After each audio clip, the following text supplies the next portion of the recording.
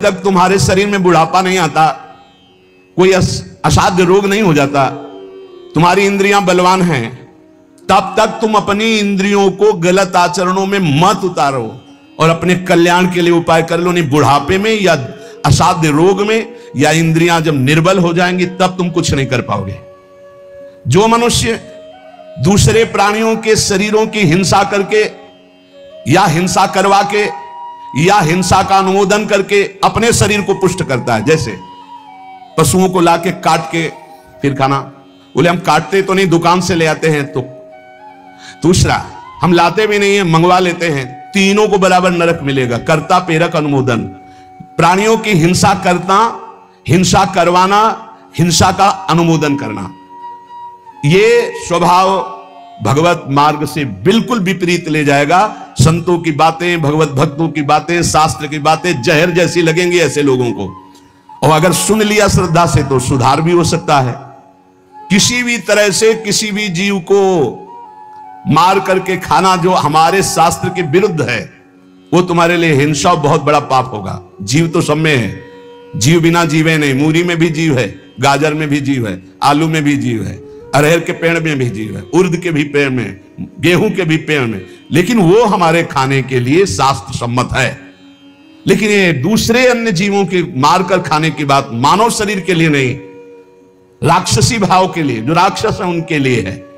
संसार में जितने भी जीव हैं, मन से, वचन से, शरीर से जब किसी को दंड नहीं दिया जाता तो अपने सारे पाप नष्ट होने लगते हैं और उसे कोई भी दुख भोगना नहीं पड़ेगा। उसके दुख देने वाले पाप कर्म क्षय हो जाते हैं।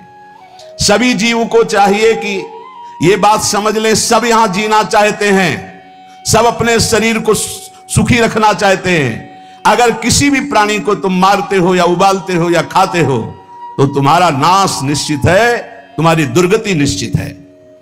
अपने स्वार्थ के लिए काम से, क्रोध से, भय से यदि किसी को पीड़ा पहुंचाते हो, काम से चार लोग मिलकर किसी के साथ ऐसा अभद्र व्यवहार करना या मार देना या ऐसा कर देना, तुम ये सत्य समझ लीजिए कि तुम्हारी दुर्गति पक्की है। ये महापुरुषों के वचन है। जो श्रेष्ठ परोपकारी, निश्चय पूर्वक दूसरों के दुख को दूर करने की बात करने वाले हैं, वही मानव जीवन धारण करने का लाभ लेते हैं। क्रोध से, लोभ से, भय से या हास्य से भी पापकारी बात कभी मत करो। पाप वाली बात हंसी मजाक में भी मत बोलो। जो साधक आत्मज्ञान प्राप्त करना चाहता है उसे चाहिए सत्य बोले, परमित बोले, थोड़ा बोले और संशय रहित बोले, परिपूर्ण स्पष्ट बोले, अनुभूत बोले और वाणी को चंचल ना होने दे, मर्यादा से बोले। ऐसा बोलने वाला साधु परमार्थ की उन्नति को प्राप्त होता है। सत्य बोले, थोड़ा बोले, संशय रहित बोले, परिपूर्ण स्पष्ट शास्त्र सम्मत बोले, जो बोले अनुभव से बोले, वाचालता रहित होकर बोले, वो परमार्थ का पथिक होता है। जो भाषा सत्य है पर कठोर है, दूसरे को दुख पहुंचा रही है, बड़ी रूखी बात है, वो नहीं बोलनी चाहिए। जिसे आत्मशोधन करना है उसे ब्रह्मचर्य रहना ही है, इसीलिए इसको शुरू किया। जिसे ब्रह्मचर्य रहना है उसे शरीर को चिकना बनाना, श्रृंगार करना, यह सब छोड़ देना चाहिए। अभी कुछ दिन बाद शरीर छूट जाएगा, फिर लकड़ी में जलेगा भाई। चाहे जितना इसे पाउडर लगा लो, चाहे जितना इत्र छिड़क लो, आग में जलेगा कुछ दिन। बोले कुछ दिन क्यों, अभी तो हम 30-40 साल ऐसे निकल गए। ऐसे अब पता नहीं 30-40 साल है कि नहीं है, ऐसे निकल जाएंगे। ब्रह्मा जी के यहां कमल की पंखुड़ी में जितने में सुई छेदो उतने में 1 वर्ष हो गया। अपने 100 वर्ष कितने हुए, 100 बार ऐसे ब्रह्मलोक में करे तो हो गया। अपने शरीर को ज्यादा श्रृंगार, सुख, सुविधा, प्यार मत दो। जितने से भजन बन जाए, धर्म बने, उतने ही दो। स्त्रियों का काम भाव से स्पर्श करना, संभाषण करना, देखना छोड़ दे। यदि आत्मशोधन करना है स्त्री साधक को पुरुष साधक से, काम भाव से, कैसे, किसी भी तरह से, बहुत सावधानी का विषय से आपको खुद निर्वाह करना है, कोई दूसरा निर्वाह करने वाला नहीं, दूसरे को सफाई देने की जरूरत नहीं। तीसरी बात, पहला है शरीर का श्रृंगार, दूसरा है स्त्रियों से संसर्ग, संभाषण, बातचीत आदि आदि। तीसरा है पौष्टिक और स्वादिष्ट भोजन।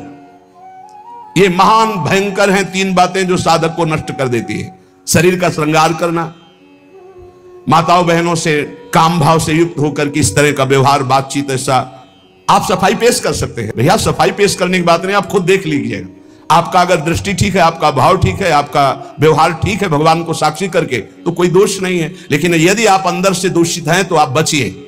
और स्वादिष्ट बलिष्ठ भोजन, आत्मशोधन करने वाले उपासक को जरूरत नहीं, कोई जरूरत नहीं। ये घी, रबड़ी, रसगुल्ला, दूध और ये बादाम, पिस्ता, ये गृहस्थों के लिए बने। हिंसा, झूठ, चोरी, मैथुन, परिग्रह और रात्रि का भोजन, ये साधक कभी रात्रि में भोजन न करे। और सूर्य अस्त होने के 30 मिनट पहले या 30 मिनट बाद, बस इसके आगे नहीं जाना चाहिए।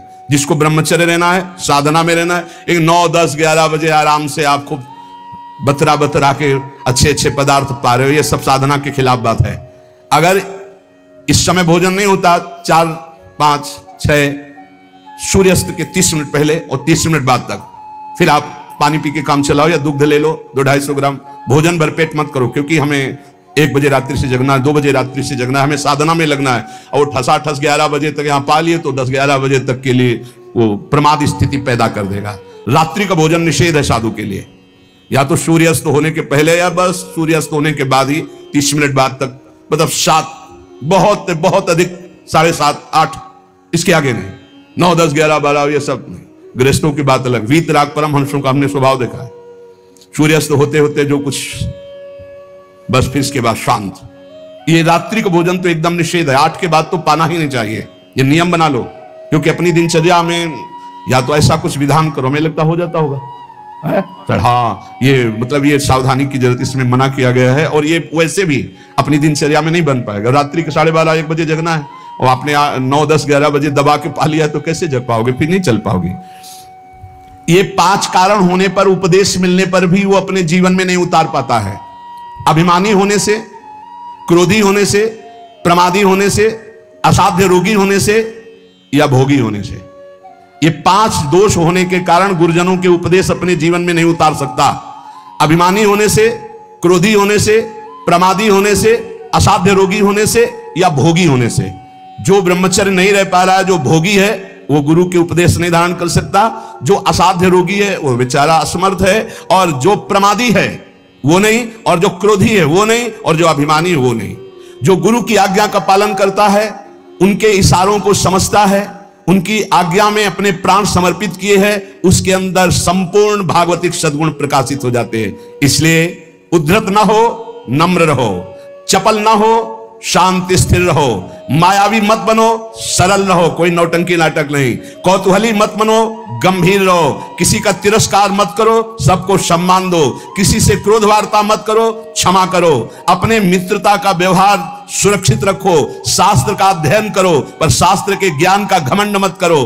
कोई भी तुम्हारे पर क्रोध करे, अप्रिय व्यवहार करे, तुम उसकी भलाई करो, ईश्वर से प्रार्थना करो कि उसकी बुद्धि शुद्ध हो। ऐसे उपासक को परम पद की प्राप्ति निश्चित होती है। जो श्रवण किया उसको मनन करो, आचरण में उतारो, नाम जप करो, जीवन इस जन्म में भगवान की शरण तक पहुंच ही जाए, भगवत प्राप्ति हो ही जाए पक्का। जो भी हास्य विनोद में भी सत्संग में कहते हैं वो केवल शिक्षास्पद कहते हैं। किसी का नीचा दिखाना या किसी का उपहास करना हमारा लक्ष्य नहीं, लेकिन आप उपहासपद आचरण ना करें। आप ऐसा कोई पहनावा, ऐसा कोई खान पान, ऐसा कोई नाटक ना करें जो हमारे सनातन धर्म के विरुद्ध है, जो हमारे शास्त्र के विरुद्ध है। उससे आपका पतन हो जाएगा, पक्का समझो।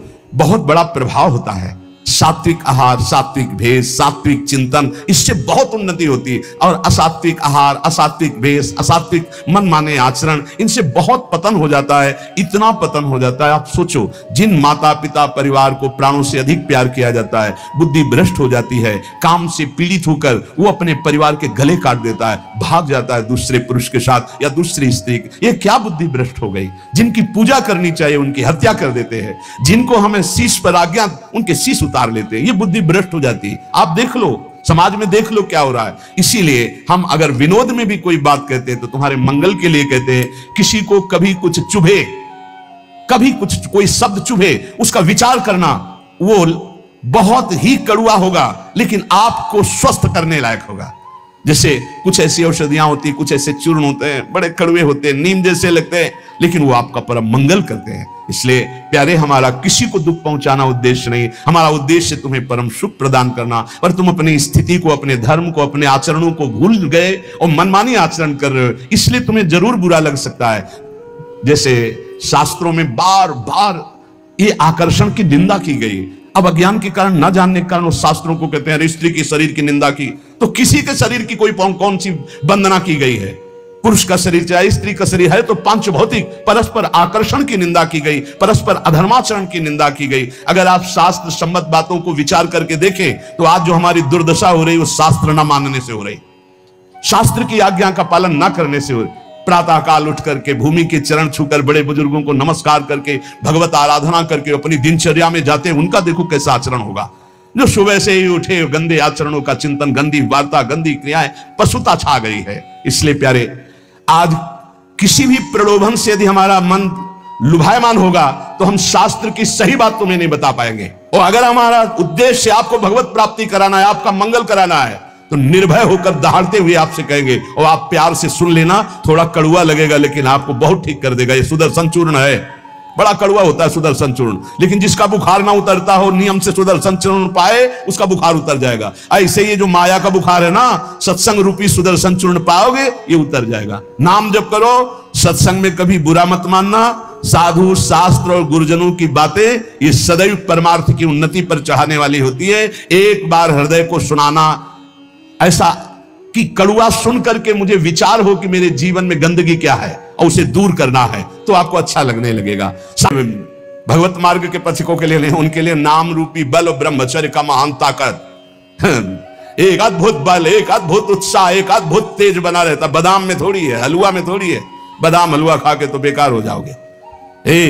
शुद्ध सात्विक थोड़ा अन्न एक बार डाल लिया शरीर पोषण के लिए, बस जल, व्यायाम, प्राणायाम, ब्रह्मचर्य, इससे बहुत बड़ा बल प्राप्त होता है। हमें निरंतर मन को वश में करना, मन को वश में करने के लिए ये शारीरिक बल की जरूरत नहीं है। शारीरिक बल तो अपने आप बना रहता है। उत्साह, एक आत्मिक शक्ति, एक बल, एक अलौकिकता रहती है, ये निकृष्ट आचरण करने से नहीं। स्वादिष्ट और पौष्टिक भोजन की कोई आवश्यकता नहीं है ब्रह्मचारी के लिए कि 5 चम्मच उसमें दाल में घी डाल के और ये सब कर, फिर कैसे हजम करोगे?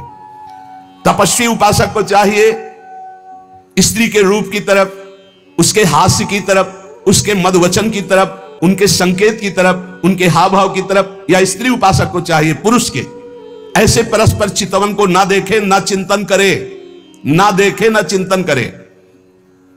परस्पर विरोधी शरीर को राग पूर्वक देखना, उनके अंग प्रत्यंगों का चिंतन करना, उनकी बातें करना, ये ब्रह्मचर्य कदापि नहीं रह सकते जो ऐसे आचरण वाले लोग हैं। ब्रह्मचर्य व्रत में रत रहने वालों को अत्यंत सावधानी पूर्वक अपनी इंद्रियों को दर्शन, संभाषण, चिंतन से बचाना है। जो भिक्षुक ब्रह्मचर्य का आनंद प्राप्त करना चाहता है, उसको अच्छे अच्छे पदार्थों के स्वाद पाने वाली जिह्वा पर काबू करना होगा। हाँ, ये जवानी जो है ये व्यतीत होनी चाहिए तपस्या में, जलने में व्यतीत होनी चाहिए, तो बुढ़ापा में वर्षा हो जाएगी। गर्मी की बात वर्षा आती है ना, जलोगे तपोगे तो वर्षा हो जाएगी, और अगर पहले ही भीजे भोगों में पड़े रहोगे तो बुढ़ापा में सड़ोगे। फिर ध्यान रखना, पक्की बात समझ लो। सड़ना जानते हो किसे कहते हैं? अगर ध्यान हो आपको हितधाम में, एक 70-75 वर्ष के वयोवृद्ध वेशधारी जो बोल रहे थे, तो हम दोबारा पुनरावृत्ति नहीं करेंगे बोलने की, वो बोल रहे थे, आप लोगों को ध्यान होगा कि महाराज बचा लीजिए, 75 साल का हूं, ऐसे से ऐसा ऐसा ऐसा।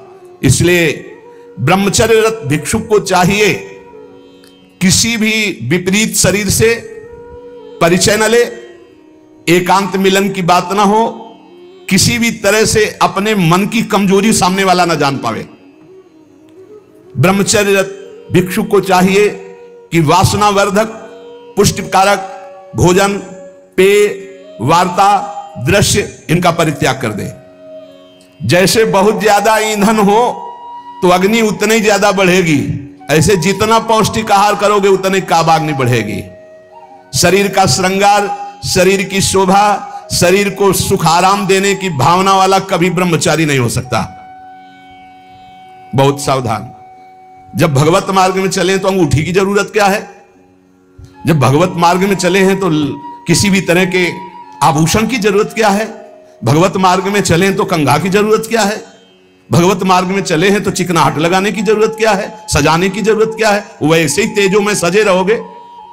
दो ही प्रकार से भगवत मार्ग में रहने वालों की पद्धति है, या तो पूरे बाल मुड़वा दे या पूरे बाल रखे 10-20 वर्ष बनाए रखो फिर मुड़वा दो, या पूरे जीवन बनाए रखो, और या फिर 2-2 महीने 4-4 महीने के नियम में उनका मुंडन कराते रहो। ये कंघा लगाना, ये सेटिंग करना, फिटिंग कर, ये सब नहीं है। बांध लगोटा बचा के इंद्री कभी न देखा पर नारी, और भिक्षा के टुकड़े खा करके चढ़ी परमार्थ की तैयारी। आंख उठाकर किसी की तरफ नहीं देखा, काछ वाच मन निश्चल राखे, धन धन जननी तेरी रे, फिर आगे चलकर प्रकाशित हो जाओगे। बहुत सावधानी की जरूरत है और व्यायाम अत्यंत आवश्यक है। ये नहीं कि हम बहुत सेवा करते, नहीं। अरे ब्रह्मचर्य को बचाने के लिए 1 घंटा व्यायाम की जरूरत है। दवा कोई वर्जिश से बेहतर नहीं, नुक्सा है कम खर्च, बाला नसेन शक्ति बढ़े फुर्ती लहे, चोट न अधिक पिराए, अन्न पचे चंगा रहे, कसरत सदा सहाय।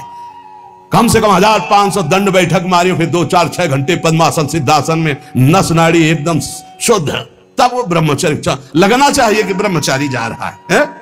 ये पानी से शुद्ध हो जाओगे, पानी से केवल जैसा घी लगता है ऐसा पानी लगेगा। प्राणवायु का संशोधन करके प्राणायाम कह नहीं रहा है, हफ्ता भर भोजन नहीं मिला, गंगा जल से काम चलता रहा है। जब कभी कहीं मिल गया तो फिर 30-35। हाँ, एक बार एक गंगा किनारे एक कुटी थी, तो राधे श्याम झोपड़ी थी, वयोवृद्ध संत निकले। आओ हम जानते हैं गंगा किनारे भ्रमण करने वालों की क्या दशा होती, क्योंकि गंगा किनारे भूखे हो गए। हाँ महाराज, कई दिन से नहीं मिला? हो गए होंगे 8-10 दिन। बोले बैठो, कोई त्योहार था, गांव से गए, पूरी कचौड़ी मांग ले, आप सही मानो इतनी, वो पूरी लाके ऐसे रख दी। 2-4 ऐसे सब्जी के टुकड़े होंगे भिक्षा में जैसे। हमें यह भी ध्यान नहीं रहा कि इनके लिए पूछे। पूरा राधे श्याम जब पा चुके गंगा जल, हमका महाराज आप, बोले हमें पता है, हम शाम के फिर ले आएंगे। बोले हमें पता गंगा किनारे कैसे होते, क्योंकि फिर पता नहीं कई दिन में मिले और कई दिन बाद मिला था। और कभी गैस की गोली थोड़ी है कि गैस में कुछ चले, गंगा जल। अच्छा, ऐसी स्थिति में रोज आसनों पे बैठना, रोज व्यायाम करना। अभी पता नहीं आजकल के नए बच्चे व्यायाम में क्यों नहीं लगते, प्राणायाम क्यों नहीं करते, क्यों संयम से नहीं चलना चाहते? को बोले समय नहीं है। समय आधा घंटा 1 घंटा तो व्यायाम होना चाहिए। ये व्यायाम जरूरी है, गृहस्थ हो या विरक्त, आधा घंटा व्यायाम। मोटरसाइकिल भी जब चलाते हैं ना लोग, तो पहले रेस में डालते हैं, नहीं एकदम धुआं करके रेस में, फिर वो एकदम गर्म। जब तुम भी रेस में डालो, सुबह उठ के 2 बजे उठे, छत में चले गए, 3 बजे तक दंड बैठक व्यायाम प्राणायाम करके एकदम फुर्सत पाए, सत्संग में ऐसे बैठे। ब्रह्मचारी मतलब आग, ब्रह्मचर्य मतलब आग, आप सच्ची समझो आग। पैर ऐसे पड़े जैसे आग में पैर पड़ते। आग में पैर कैसे पड़ते? ऐसे ब्रह्मचारी चलता है, क्या है, जैसे कि लहरी नहीं एकदम चिलचिलाती भागती है, ऐसे ब्रह्मचर्य का जीवन होता। पता नहीं तुम लोगों की बातें समझ में क्यों नहीं आ रही। हाँ, सच्ची बात कहते, ब्रह्मचर्य में खान पान वाली बात की नहीं कि रबड़ी रसगुल्ला हो तब चिकना, वो तो पेट चिकनाएगा, पेट चिकना मिलेगा एकदम। और ब्रह्मचारी के नेत्र होते हैं, नेत्र बोलते हैं, जैसे जंगली सिंह के नेत्र है, ऐसे ब्रह्मचारी के नेत्र होते हैं। उसके नेत्र में एक पावर होता है, एक दबाव पक्ष होता है, वो जिस पर नेत्र डाले तो एक बार झुक जाए सामने वाले के नेत्र। ब्रह्मचर्य का ऐसा पावर, देवलोक सहित समस्त देवता उसे नित्य नमस्कार करते हैं जो ब्रह्मचारी होता है। जो भिक्षुक वीतराग शारीरिक और मानसिक ब्रह्मचर्य से परिपक्व, शारीरिक ब्रह्मचर्य और मानसिक ब्रह्मचर्य, मन और 5 ज्ञानेंद्रियों के द्वारा किसी भी विषय का धर्म विरुद्ध भोग नहीं, ये ब्रह्मचर्य धर्म है, ये ध्रुपद है, ये नित्य है, ये शाश्वत है। पूर्व काल में कितने महामुनि इससे सिद्ध हो गए, इसलिए वर्तमान में और भविष्य में भी जो शुद्ध ब्रह्मचर्य का पालन करेगा वो परम पद का अधिकारी होगा। हिंसा, झूठ, चोरी, मैथुन और परिग्रह और रात्रि का भोजन, जो इनको छोड़ देता है वही भिक्षुक सिद्ध होता है। फिर सुन लीजिए, हिंसा मन वचन कर्म से किसी भी जीव की नहीं, झूठ बिल्कुल नहीं बोलना, चोरी किसी की नहीं करना। चोरी का तात्पर्य है अगर किसी का खेत है, किसी की वस्तु है, किसी का अधिकार है, हम बिना पूछे नहीं छुएंगे। अगर वो दतून भी लेनी है और किसी के दरवाजे पे पेड़ है तो हमें इंतजार करना होगा। अगर पता चल रहा है कि गांव समाज की जमीन है, सरकारी जमीन है, किसी का अधिकार नहीं, तो हम उस वृक्ष से भिक्षा मांगेंगे, हमें एक दतून दे दीजिए। ऐसे नहीं है कि हम किसी वस्तु को स्वतः, जैसे गंगा किनारे बारी होती है और उनसे से आप फल तोड़ करके खा रहे हैं तो आप चोर हैं। ये नहीं कह रहे हमारा, नहीं, किसी की कोई भी वस्तु बिना भिक्षा किए नहीं लेना है।